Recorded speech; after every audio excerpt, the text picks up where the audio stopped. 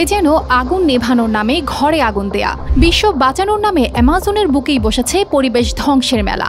একদিকে বিশ্ব নেতারা আলোচনা করছেন পৃথিবীকে কিভাবে জলবায়ুর ক্ষতি থেকে বাঁচানো যায়, অন্যদিকে পরিবেশ সম্মেলন বাস্তবায়নে ধ্বংস করা হচ্ছে পৃথিবীর ফুসফুস অ্যামাজন রেইন ফরেস্ট। এই নভেম্বরে ব্রাজিলের বেলেম শহরে হবে COP30 জলবায়ু সম্মেলন। দেশটির সরকার সিদ্ধান্ত নিয়েছে সম্মেলনে অংশ নেওয়া 50,000 মানুষের নির্বিঘ্ন যাতায়াতের জন্য নতুন 4 লেনের একটি হাইওয়ে তৈরি হবে। কিন্তু এই রাস্তা বানাতে অ্যামাজন জঙ্গলের প্রায় 10,000 একর বন ইতোমধ্যেই ধ্বংস করা হয়েছে। দেশ জুড়ে তোলপাড়। ওয়ালটন ফ্রিজ কিনে আপনিও হয়ে যেতে পারেন মিলেনিয়ার।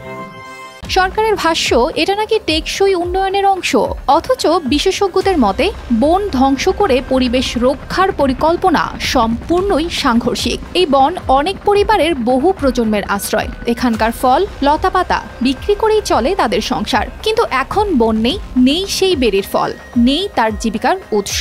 ক্ষতিপূরণও পাননি কেউ। তাদের আশঙ্কা, আগামী দিনে ব্যবসায়ীদের নজর পড়বে রাস্তার দুপাশে, তৈরি হবে গুদামঘর বা পেট্রোল পাম্প, তখন হয়তো এই ভিটে মাটিও আর থাকবে না। স্থানীয়রা বলছেন, এই উন্নয়নের সুফল তাদের নাগালের বাইরে। রাস্তা থাকবে বিশ্ব নেতা ও ব্যবসায়ীদের ব্যবহারের জন্য, এমনকি হাসপাতালে যাওয়ার মতো জরুরি প্রয়োজনে তারাও এই রাস্তা ব্যবহার করতে পারবেন না।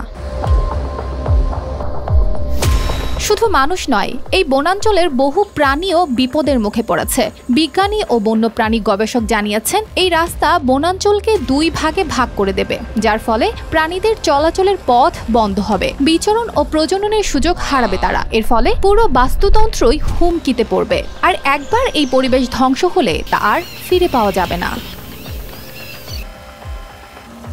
অন্যদিকে সরকার দাবি করছে, এই সম্মেলনের মাধ্যমে তারা অ্যামাজন রক্ষায় নিজেদের ভূমিকা ও প্রতিশ্রুতি বিশ্বের কাছে তুলে ধরবেন। এই সম্মেলনের প্রস্তুতি হিসেবে বেলেম শহরের বিমানবন্দর সম্প্রসারণ, নতুন হোটেল নির্মাণ, ক্রুজ জাহাজের জন্য বন্দর সংস্কার ও আধুনিক পার্ক স্থাপন সহ নানা উন্নয়নমূলক কাজ চলছে।